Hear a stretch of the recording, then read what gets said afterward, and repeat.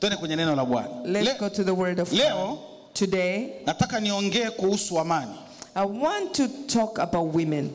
No, amani. Oh, I'm so sorry. I say, oh, mama, I'm gonna talk about peace. Nataka niongee kuhusu amani. I want to talk about peace. Na somo linasema, and our topic says, amani ya Yesu, the peace of Jesus, ndio pekee inaponya. is the only thing that can heal.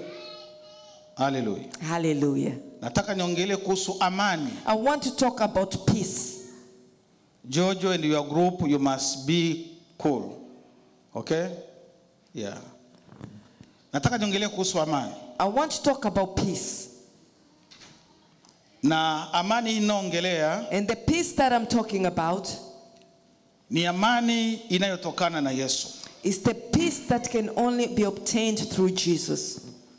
Dunia, the world, inaweza kujaribu kuleta amani, can try and bring peace, na wanatumia materials za mwili, and they use physical things to bring peace, kuleta amani, to bring peace.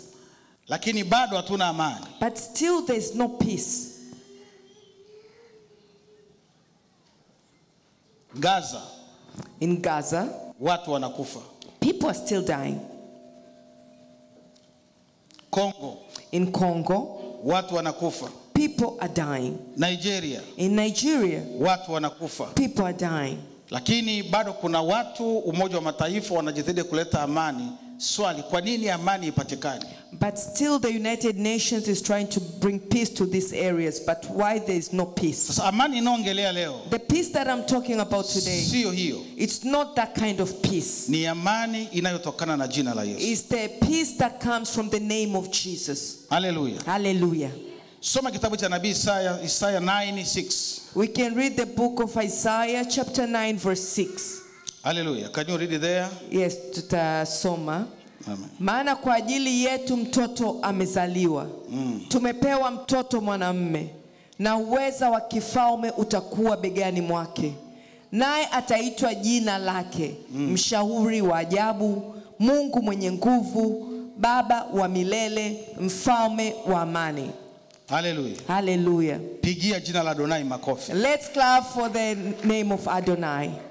Isaiah anaandika kitabu hichi miaka kama 50 kabla ya Yesu. He writes this book 50 years before Christ. Anatabiri ujio wa Yesu. And is prophesying the coming of Jesus. Lakini moja ya majina, but one of the names ambayo Isaiah anatabiri, that Isaiah is prophesying, anasema naye kuja, he's saying the one who's coming, ni mfalme wa amani. He is the Prince of Peace. Kwa nini ni mfalme wa amani? Why is he the Prince of Peace? Kwa sababu ni Mungu mwenye nguvu. Because he's the God who is powerful.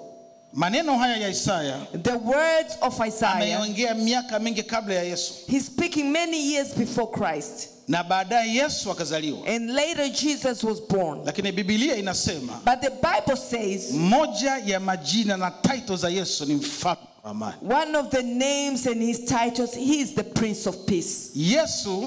Jesus, hana amani. He does not have peace. Yeye ni amani. He is peace. Hallelujah. Hallelujah. Hii ndo tofauti ya Yesu na dunia. That's the difference between Jesus and the world.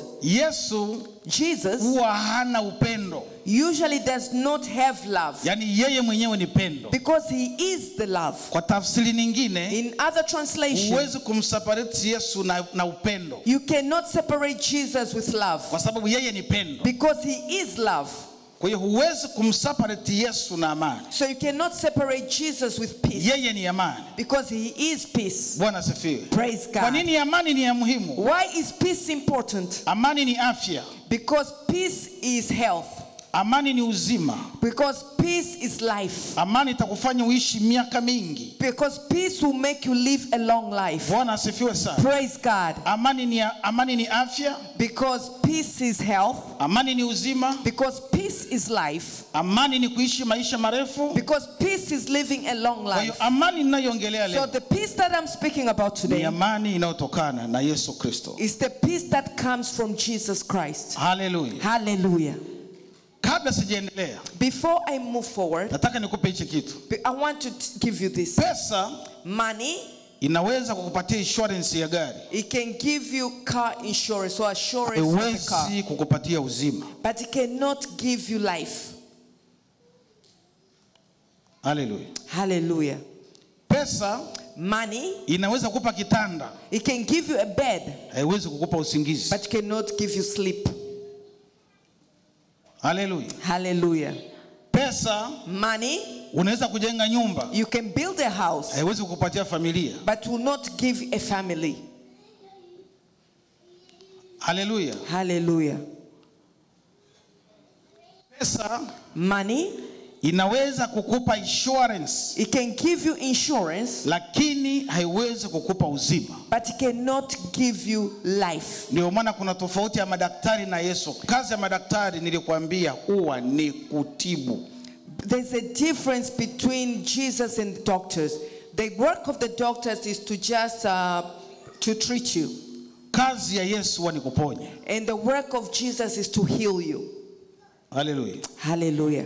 Ndio maana That's why waliokwenda kwa Yesu those who went to Jesus, hawakuhitaji kutibiwa, walihitaji tu kuponywa, they did not want to be treated, they wanted to sababu be yeye healed, because ni he mponyaji. is a healer. Hallelujah. Hallelujah. Bwana asifiwe sana. Praise God. Sasa Now, nataka niongee vitu vitatu. I want to speak about three things. Kitu cha kwanza, The first thing, nataka niongee amani I want to talk about peace ambayo mtu anaipata that a person can get baada ya kupata majibu mazuri ya kile alichokuwa anatarajia. after receiving good news from what they were expecting. Hallelujah. Hallelujah. Amani ambayo mtu anaipata baada ya kile alichokuwa anaomba kujibiwa. It's the peace that one gets after they get answers for what they have been praying for. Hallelujah. Hallelujah. Jambo la pili, Another thing, kuna watu wanakosa amani there are people who do not have kwa peace. sababu gani? Why is that? Aliyokuwa anaomba Because the person who was praying, Mungu hajajibu. God has not answered. Hallelujah. Hallelujah. Kuna watu pia wanakosa amani There are people also who do not have kwa peace sababu kile alichokuwa anaomba because what they were praying for akikujibiwa kabisa. was not answered at all. Bwana asifiwe sana. Praise God. Kuna watu hapa ndani There are people in this place, wameomba vitu kwa Mungu, they've asked for things from Mungu God, hajajibu. and God has not answered yet. Kuna watu hapa ndani And there are people in here wameomba vitu kwa Mungu, who have asked for things from Mungu God, hajajibu kabisa. and God has not answered them at all.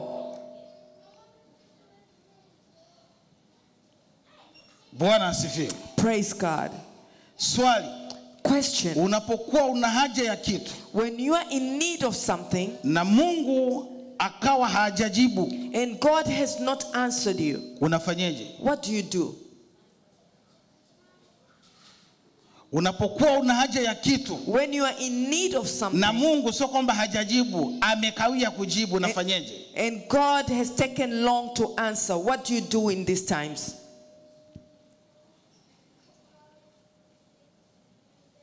Hallelujah. Kwa Hallelujah. hiyo inamaanisha kwamba What it means is unapokuwa na hitaji ya kitu when you want something na Mungu hajajibu, and God has not answered, lazima uwe na amani. so you must have peace. Unapokuwa na haja na kitu When you want something na Mungu kama hakujibu kabisa, and God did not answer you at all, lazima uwe na amani. you must have peace. Unapokuwa umeomba kitu kwa Mungu When you have asked something from na God Mungu amejibu, and God answers, unapaswa kuwa na amani you are supposed to have kwa peace sababu Mungu amejibu. because God has answered. Swali lina